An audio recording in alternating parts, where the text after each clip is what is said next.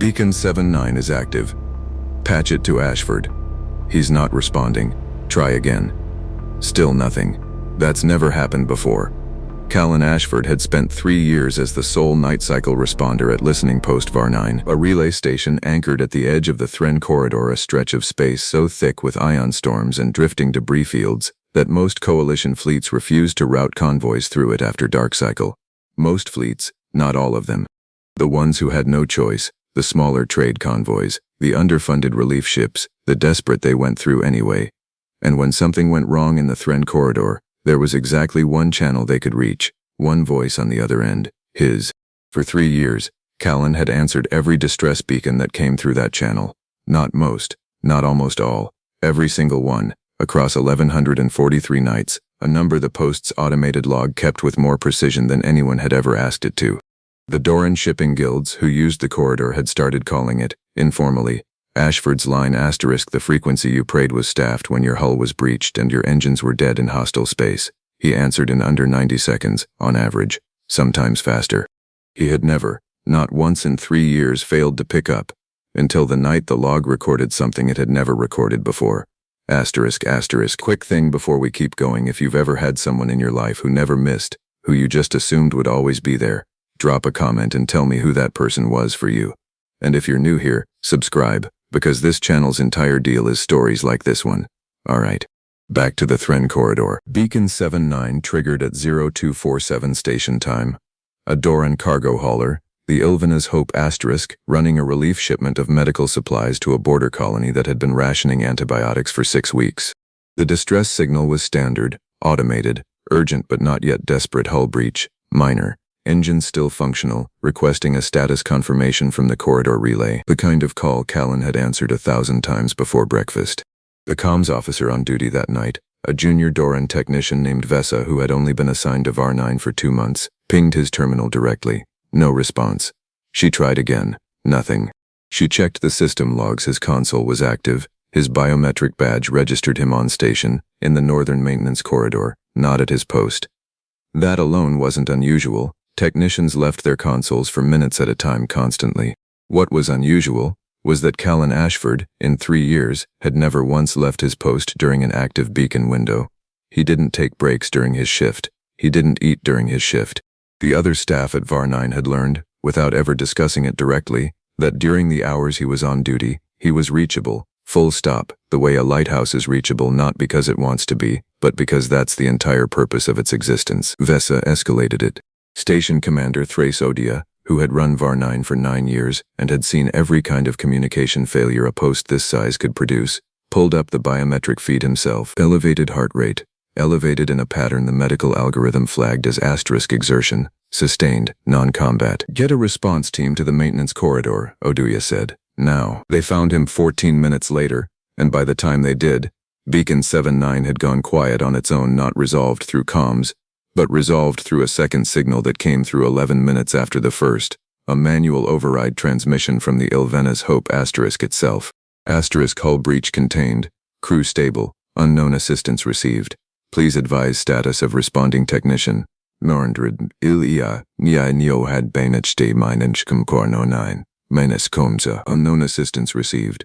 Nia Nio, the response team found Callan in an access shaft, 2 levels below the maintenance corridor, alone, his uniform torn at the shoulder, a burn along his forearm he hadn't stopped to treat, and a portable relay unit station equipment he had no authorization to remove from its housing clutched in his hands, still transmitting on a frequency nobody at Var9 had known existed until that night. Meorndra, he'd built it himself.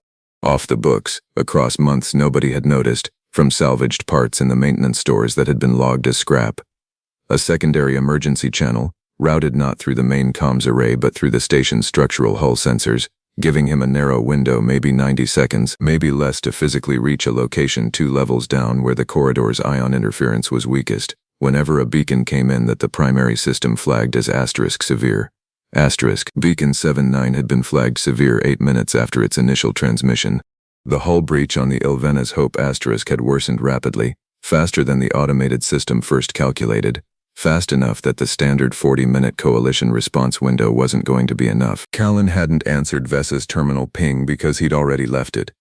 He was 3 corridors away, Running, because he'd calculated correctly that the only way to get real-time guidance to a dying crew fast enough was to physically relocate to the one spot on the station where his signal could punch through the interference and walk them, personally, breach by breach, through a containment procedure their own systems weren't built to execute alone.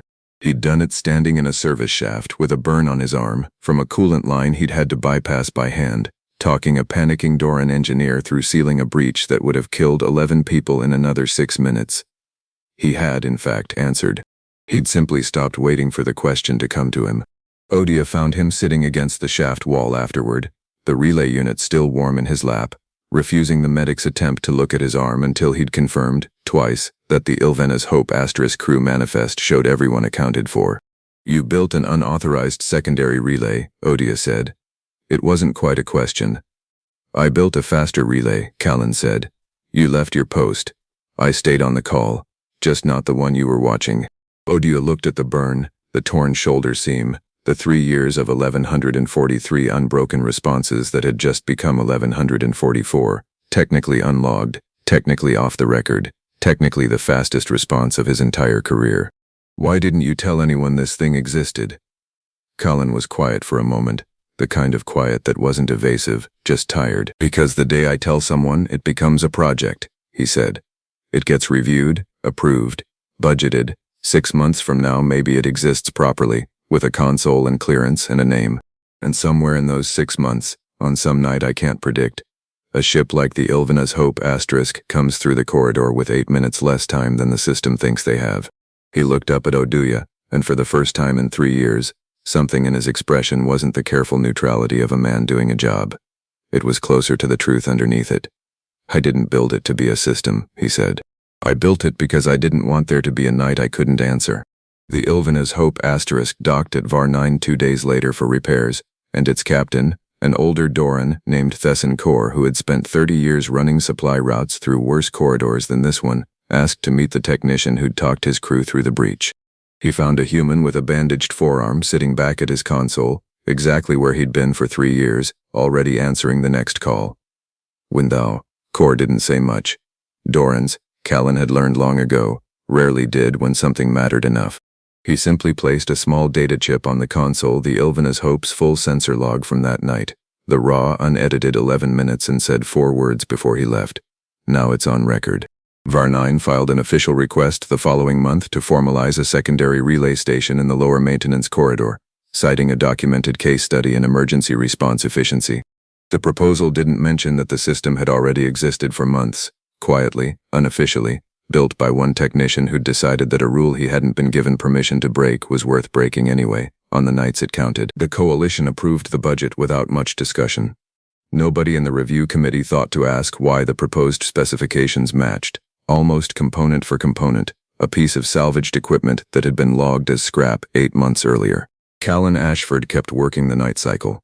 The log still tracked his response times, still measured them in seconds, still called it, informally, Ashford's line. But the technicians who'd been at Var 9 that night, Vesa, Odia, the handful of others who'd stood in that access shaft and watched a man refuse to let a burn stop him from finishing a sentence he'd started with a dying ship, they knew something the log couldn't measure. He hadn't missed a single night in 3 years. "Nade just, once," answered from somewhere nobody thought to look. "Nazingaindao. * If this one got you, the next story's already coming. Subscribe so you're here for it."